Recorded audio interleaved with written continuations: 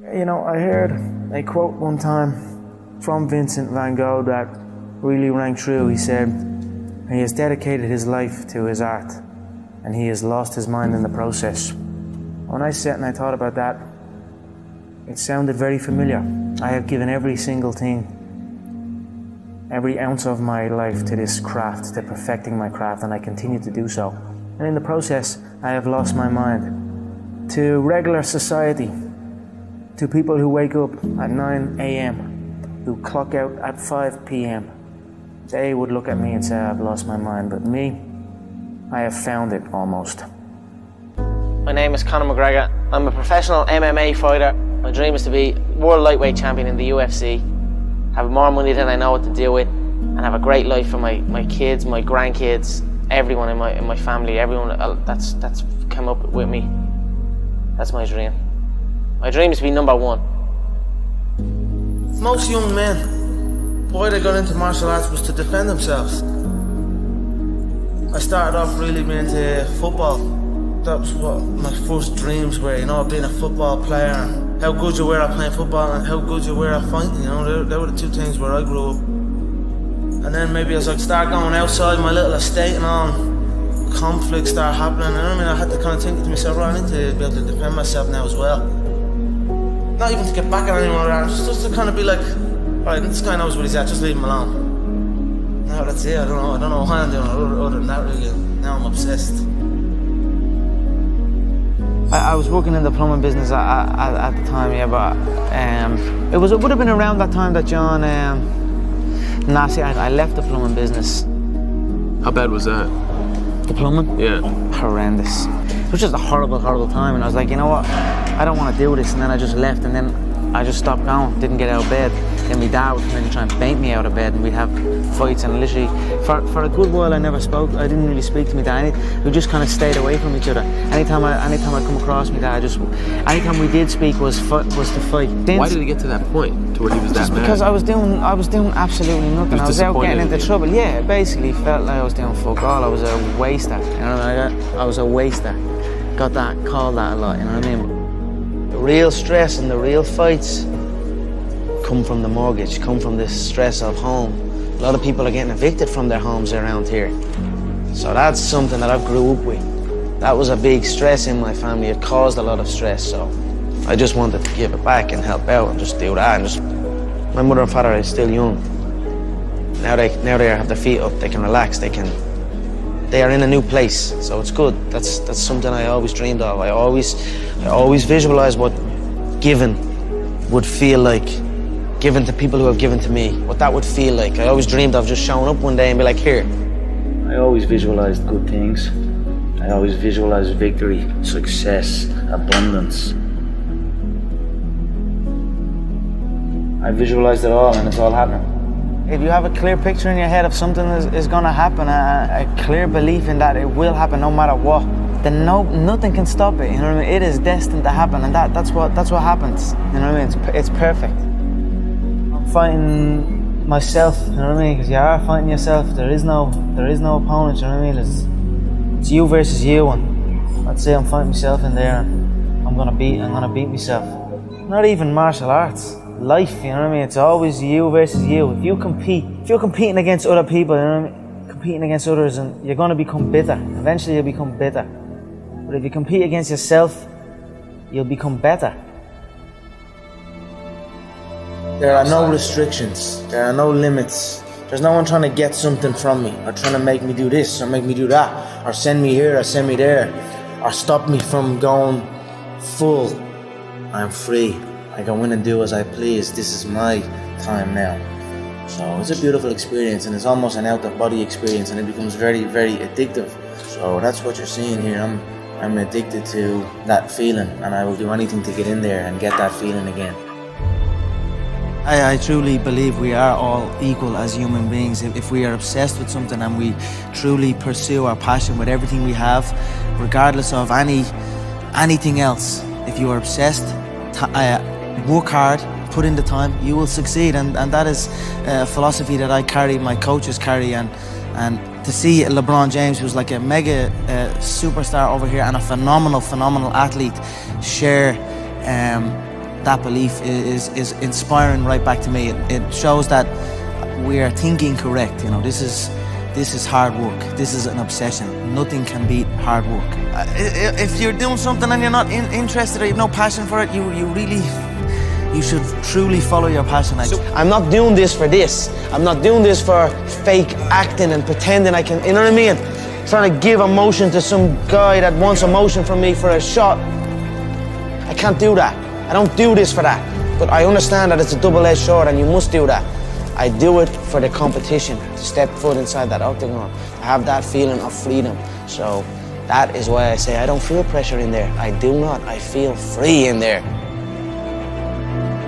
It sounds like you were the last person that would ever give an excuse why you lost. No, there is no excuse, you know what I mean? It's, like I've been beat before, you know what I mean? I've lost MMA fights, I've lost boxing fights, I've lost so many fights in the gym, you know, I lose all the time, you know what I mean? So it is what it is. If you, any true martial artist will know, in order to succeed at this game, you must lose a fucking shitload of times, you know what I mean? You must lose many times, you know what I mean? So it is what it is. We all have we all have the same emotions. We have all won and we have all lost. It's a sport. It is what it is, you know. Just get on with it. Look to learn from it, you know. The day you stop trying to learn is the day you start losing, you know what I mean? So I'm always going to learn regardless of the result, you know what I mean? Win or lose, I will take something from it all. And you know the way people say you learn more from your losses and things like that. That is true. You learn a lot from your losses, but as well as that, you learn from your wins. People can say, let's say you beat a guy, and you're at the beating that guy. You're a winner now. You know what I mean? You're a winner. So now I get to take the foot off the pedal. I don't need to learn so much. I'm at the beating this guy. I'm a winner. You know what I mean? That's gonna stop you. That can take over people, especially in this game. When you're signed to the UFC and there's all media things going on and there's people looking for pictures and shit. That can take over. That can make you feel like you're bigger than you are. You know what I mean? That happens to guys. You ever see guys that I see guys all the time coming in that are around this company since day one. Their performances just stay the same. They stagnate. Their performances stagnate. Then they get even worse. You know, they arrive on for the fight out of shape, not looking in shape, barely made weight, sluggish. You know what I mean? That's not gonna be me. I stay ready. I'm always in shape. You know what I mean? You're not gonna catch me out of shape. Win or lose, I'm gonna be ready to go. No ego. You know, you can't have an ego in this game. We've all won. We've all lost. It is what it is. Just keep going, keep doing your thing, keep working hard. I'm a cocky motherfucker, but if you come in and you get me, I'll stand before you and I'll stand before everyone and say, you got me. I'll get you next time. And that's it. Every human being, everyone in here at some stage, we face loss. We've all lost something. You know, we all know how a loser on the night feels because we have all lost at one point or other in our lives.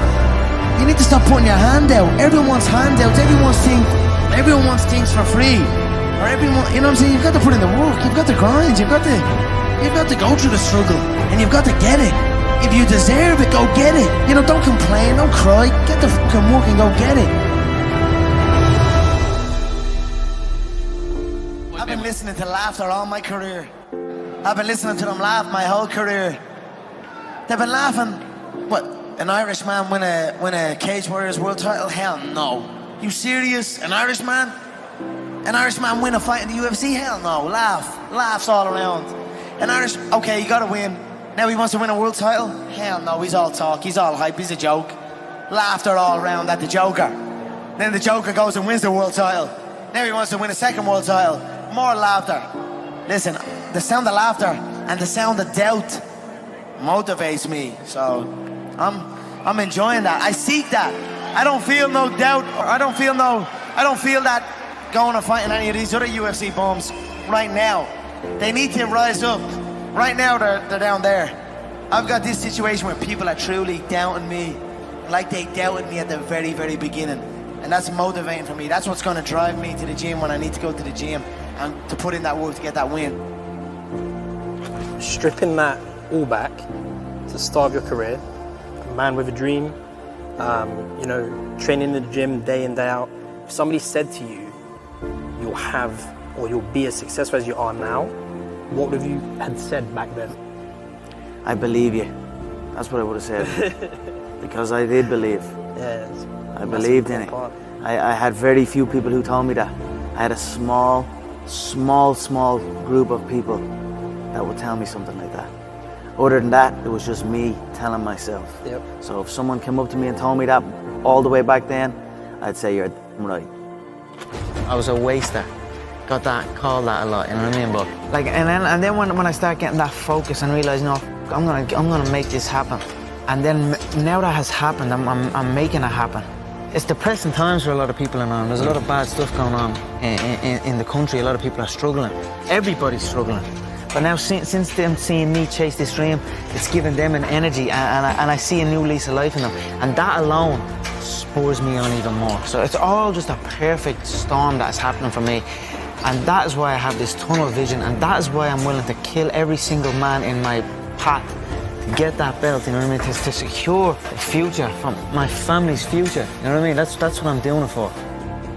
Well, I'm doing it because for the love of movement, and I'm also doing it to secure because I recognise that it will secure my family's future. So why not take full advantage? Something that I love can actually secure my family's future and make us live a good life for the rest of our days, you know what I mean? And it's not work. I don't work, I live. You know what I mean? I don't have a job, I just have a life. No matter what was going on, some deep situations, I always had the belief that I was gonna get here. I was gonna get to the UFC. I was gonna get, because I just knew I was different. I know I'm different than these people. I'm enjoying the fruits of my hard work. Nobody works harder than me inside the octagon, outside the octagon. I am a workhorse, so I'm going to enjoy the benefits of this life. I am going to get myself a big mansion in Las Vegas. I'm going to get the soft top cars. I'm going to bring my whole team out. I'm going to spoil them and give them this life. We're eating good, we're living good. It's human nature. Some people will sit and take positivity from that. They will look at that and take inspiration and inspire. It will inspire them to go and push for that. Others will shell up and critique it and be negative towards it. But one thing is sure, those people will stay where they are. The people who take inspiration from it will rise up and also one day experience that life. So this is human nature. Some go one way, some go the other way. But I am enjoying my money, my hard-earned money that I have dedicated my life to. I can be a product of my environment, you know what I mean? If I'm in with the wrong crowd, I just kind of become wherever, you know what I mean? So that's why I like to be isolated. And that's why this has helped me coming out here and being locked in an apartment on my own, building back up my leg, going from rehab to home, because there was no outsiders. It was isolation, it was visualization, it was motivation, and it was dedication. There was nothing else going on in my life, you know what I mean? To get to the pinnacle, it needs to be like that. It needs to be no outsiders. It needs to be, you need to have your team and your focus, and that's it. I don't need friends that aren't involved in this game, or that aren't on the same path, you know what I mean? Because it doesn't make sense. I know nobody can tell me that I move the same as any of these guys, because I don't move the same. I move differently, I move unique, and I know I move unique. Not only that, I speak unique, I act unique. I'm just different than these people, you know what I mean? So I dress unique. I dress unique, whatever. I just feel different to these, on another level, on another playing field than any of them before me. That's why I have no doubt in my mind that I'm the greatest, that I will be the greatest of all time. In my head already, I am better than everybody, and I know, you know, there's a lot of hate come from people, you know, but I know, and I will prove. You give me time, and I will prove it to everybody. When you're chasing your dream, and when you're working hard, chasing something you love and completely dedicated, it just happens. You can't really notice it, you know, even still to this day. I'm in an amazing position in my life, but I'm still working like I'm not. I'm still working like I'm not in this position. Absolutely. I'm still working like none of this is even, it's just something I love to do, and I just keep pushing and keep working hard. I can't pinpoint an exact moment for you, but if anything, I always felt like it was happening way back then. And now it is happening, but now I almost feel like it's not happening. You know what I mean? And I want to push to something else. Absolutely. I'm always striving to push forward. No, I don't like thinking too far ahead. People set like goals long distance goals, and that's too much for me.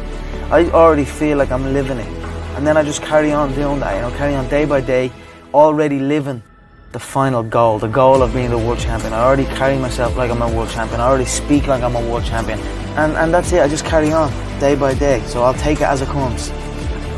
You know, hard work pays. I put in a hell of a lot of work all throughout this build up in the fight. I pumped out more content than anybody, more content than Fox, more content than ESPN, more content than BT Sport, more content than everybody on the Mac Live on my own channels. You know what I mean? I'm a fucking workhorse from all angles, not just in the gym. But I'm building this media empire now myself, and we pumped out the content. I'm very proud of how it went. We consistently, daily movies I was releasing, you know, from like a month ago, every single day. You know what I mean? Nobody's doing that. So I'm very proud of it, and I'm very, like, the work pays, hard work pays, and I put in the work, and that's why I'm sitting at the top. I put it all on the line. I show up, I perform, and I get the results from that. So, what do you think they'll say about you in 50 years? You know, I'm not quite sure what they'll say about me. They'll probably just say I'm a young kid who showed up when he said he was going to show up. That's it. I cannot control what people say about me now or in the future. But I certainly know what I am doing, and the stuff that I have done and achieved will live on long after I am gone.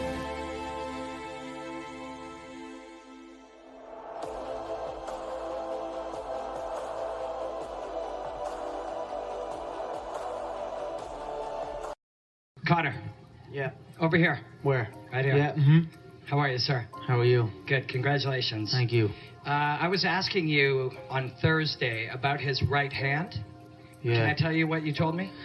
I said his right hand would get him into trouble. It's the shot I predicted. I said he'd overload on his right hand. I said I'd slip. I said I'd bang the left hook.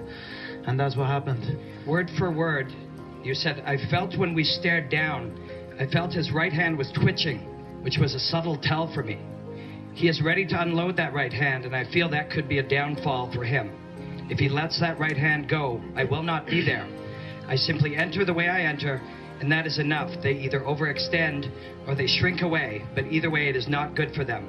I will create traps and dead space inside that octagon, and I will walk him into that dead space, but all of a sudden he will be in danger. How do you do that? How do you predict these? If you can see it here, and you have the courage enough to speak it, it will happen. So I see these shots, I see these sequences, and I don't shy away from them. A lot of times people believe in certain things, but they keep to themselves. They don't put it out there. If you truly believe in it, if you become vocal with it, you are creating that law of attraction, and it will become reality. I knew he would overextend, and I knew I'd catch him. So I stick by the I mean, that's just the way it is. It's 24/7 in my head. I always think about it. I'm always doing. I don't do anything else. And knowing that I have that kind of mentality about it, that's what gives me confidence going in there. You know, I've already visualised what's ahead of me here. I've already visualised my hands getting wrapped and maybe walking out to the weigh-ins, walking out to the cage. I can see everything. I can see. Of course, I visualise the belt, man. That belt is on me up 24/7. You know what I mean? I'm not going in there to shake no one's hand. I'm not going in there to be the token Irish guy. You know what I mean? Wear a paddy hat and a pot of gold. You know what I mean? Carry out a pot of gold and have a ginger beard or something. You know what I mean? I'm just going out there. I'm going out there to go at people. I'm not afraid of them. Trust me. No. What do you think I'm afraid of him, like? Man, I would fight that guy in a heartbeat. I would fight anytime in a heartbeat. I will go forward and I will go at him. You know what I mean? It's a fight at the end. It doesn't matter who. There is no opponent. There's no Jose Aldo. Who the f is Jose Aldo? There's no one. You're against yourself. You know what I mean? You're against yourself. And I just feel like I'm able to beat myself. You know what I mean? I can beat me mind. Do you know what I'm trying to say? I believe in myself so much that nothing is going to stop me. You know, it wasn't predestined as far as like executive producing a film and having it in cinemas, but certainly what was important to me was leaving a mark. I felt like if you're going to do something in life, you must leave a mark. Let future generations or future family members of yours look back and be able to see where they come from and who they are related to. I took my lineage very, very seriously, and okay. I studied about the McGregor clan way back, and that gave me motivation to understand that I'm doing the right thing. I'm doing what I should be doing. I'm fighting in the modern era compared to where my family were fighting on the Scottish Highlands way back, defending against the English invaders. So that was something that was important to me always, to leave a mark and obviously have film documented. I knew what I was doing was something different. I was doing something different. I knew that, and I knew I wanted it to be documented and see where it goes from there. Did I see this? You don't know. I don't know. I saw something. I had some sort of vision, and thankfully, as I grew older, it formed before me. For me right now, important is legacy, leaving my legacy behind, leaving a footprint, letting the world know and the future world know this is what I done when I was on planet Earth. And then, of course, with my son, Conor McGregor Jr., the legacy continues. Absolutely. And it keeps going. But what's really nice, though, I suppose, is that we see a vulnerable side to you as well, that you were emotional when you won the featherweight title. Did you want everybody to see that, or did that just happen organically? Well, that fight was the most emotional I've ever been, because it was even though I unified the belt, that was the interim belt, they call it in the game, and then a couple of months later I unified it against the actual champion, Jose Aldo. But even when I unified it against Jose Aldo, I wasn't as emotional as I was from the original one. The original one was the first time I strapped UFC gold. You have no idea how many times I've been told I'll never do that, or never, let alone win the belt, even win a fight, even get signed. I've been told I can't and I won't so many times that when it finally happened, and after the camp that I went through to get there, I was emotional. As far as like, I didn't care about cameras or who was around me at that time. It was just, I'm glad that they were there to capture it. It was a great moment to capture, but I was just letting the emotions take over. Conor.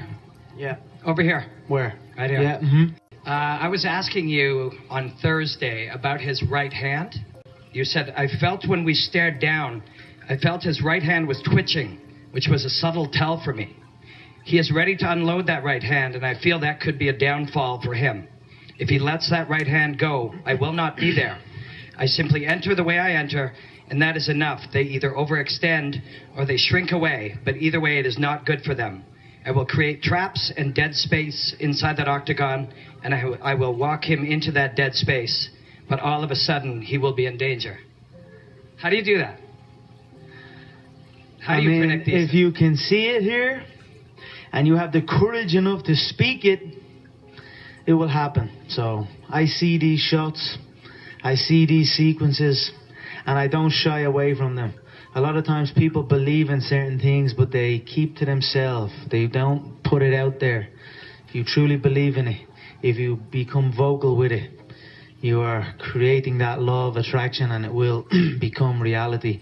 I knew he would overextend, and I knew I'd catch him. So Mystic Mac strikes again.